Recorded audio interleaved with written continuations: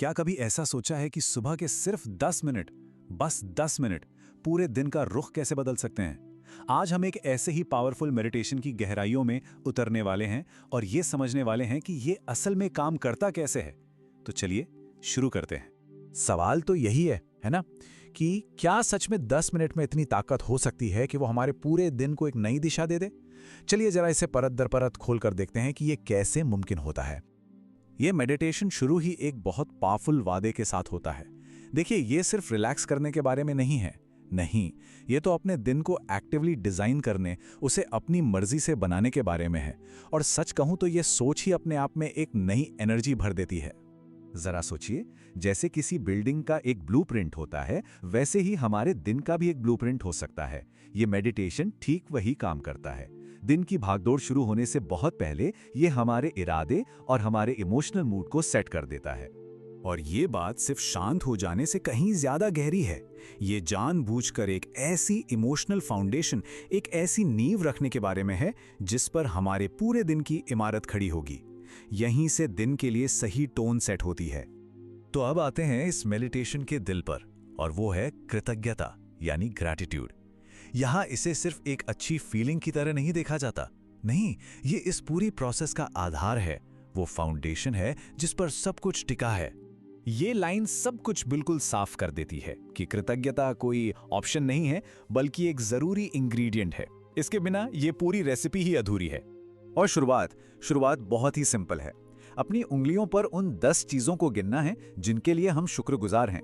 ये एक छोटी सी फिजिकल एक्टिविटी है, लेकिन इसका असर बहुत बड़ा है। ये हमारे भटकते हुए मन को खींचकर बूम, प्रेजेंट मोमेंट में ले आती है। और देखिए, इस स्लाइड में कितनी कमाल की बात है। ये हमें उन छोटी छोटी चीजों की याद दिलाती है जिन्हें हम अक्सर फॉर ग्रांटेड ले लेते हैं, जैसे देख पाना, सुन पाना, और साथ ही हमारे आसपास की चीजों के लिए भी आभारी होना सिखाती है। 10 चीजों के बाद अब इस प्रैक्टिस को और भी पर्सनल बनाया जाता है।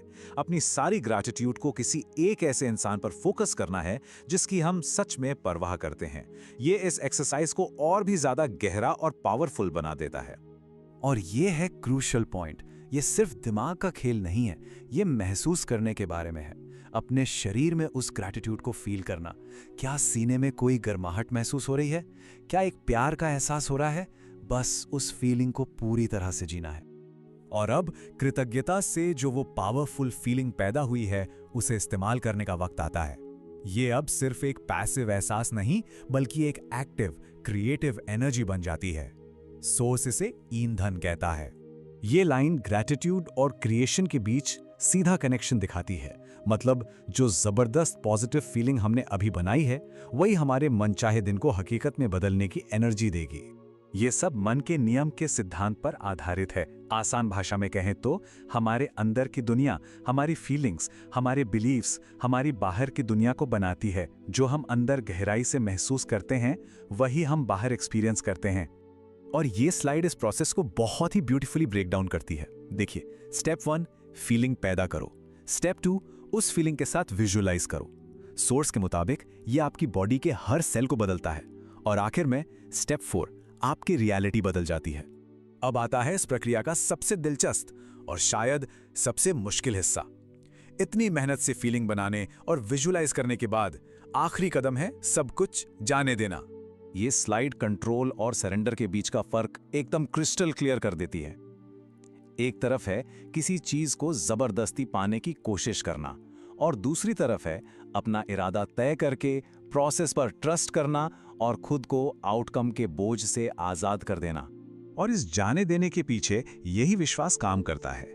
ये भरोसा कि एक बार जब हमने सही फीलिंग और इंटेंशन के साथ अपनी इच्छा जाहिर कर दी, तो एक बड़ी शक्ति उसे हमारे लिए सबसे सही तरीके से पूरा करेगी।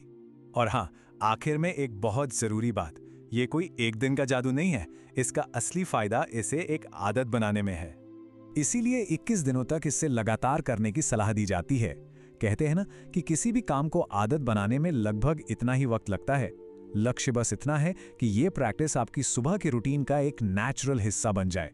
तो आज इस एक सवाल पर सोचते हैं, इस वक्त हमारे दिन को कौन सा विश्वास आकार दे रहा है? क्या ये वो विश्वास है जिसे हम सच में चुनना चाहते हैं? ये सोचने के लिए एक बहुत पावरफुल आइडिया है।